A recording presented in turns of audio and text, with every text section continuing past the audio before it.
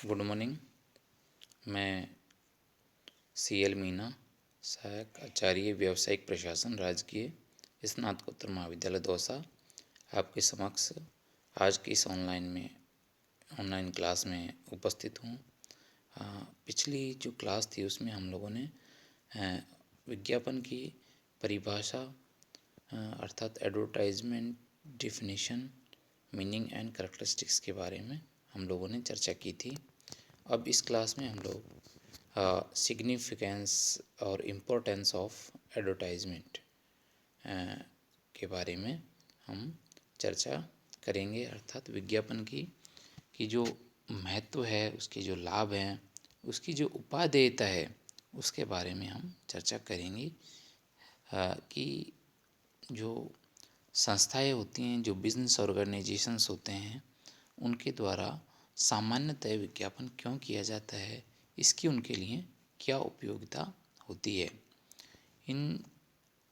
इस चीज़ को हम समझने का प्रयास करते हैं।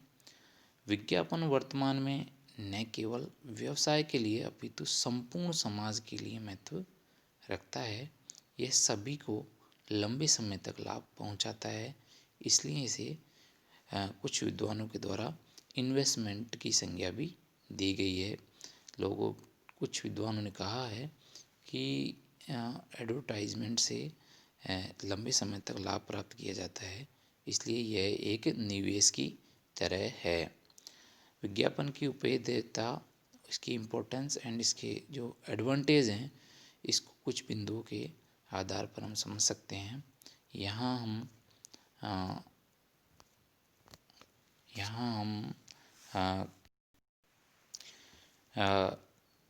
वो प्रमुख बिंदु हैं।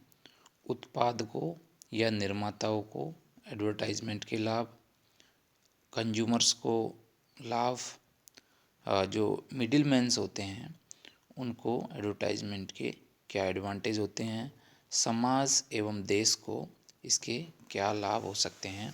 प्रत्येक बिंदु को हम क्रम से 1 बाय 1 विस्तार से इस पर हम चर्चा करते हैं। तो पहला जो है वो है उत्पादकों या निर्माताओं को इसका क्या लाभ होता है। एडवर्टाइजमेंट का निर्माताओं या जो प्रोड्यूसर्स होते हैं उनको इसका क्या फ़ायदा होता है, उनके कुछ छोटे छोटे लाभ होते हैं जिनको हम अभी समझने का प्रयास करते हैं। पहला होता है कि एडवर्टाइजमेंट से मांग में वृद्धि होती है।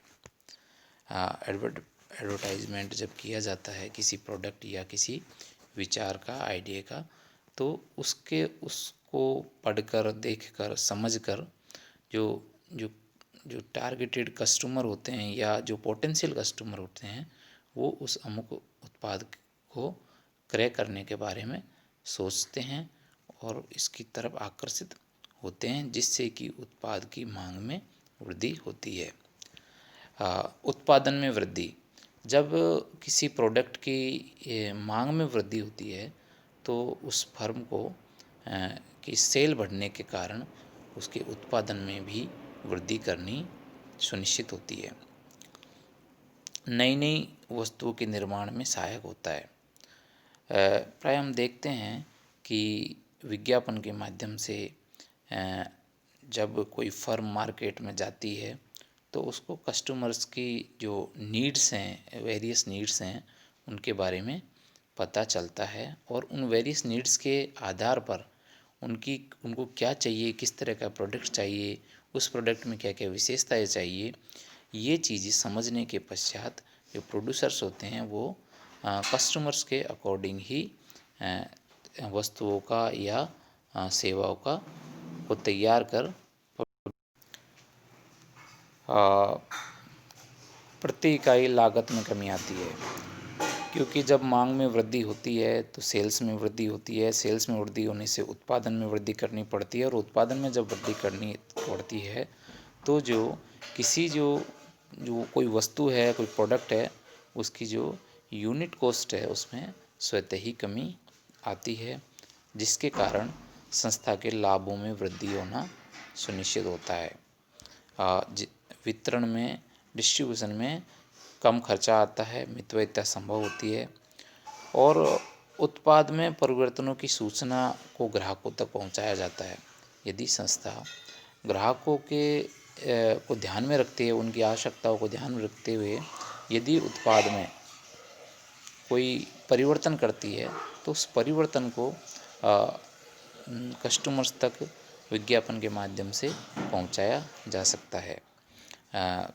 सेल्समैन्स को या सेल्स पर्सन्स को एडवर्टाइजमेंट के माध्यम से हेल्प होती है, क्योंकि सेल्समैन अगर किसी प्रोडक्ट के बारे में अच्छे से अपने कस्टमर को नहीं समझा सकता है, तो वह कस्टमर इस के जो प्रोडक्ट का जो एडवर्टाइजमेंट है उसमें लिखी गई समझाई गई बातों को पढ़कर, समझकर और उस उत्पाद के बारे में अपनी सोच बना सकता है, जिससे कि सेल्स पर्सन को बहुत हेल्प मिलती है।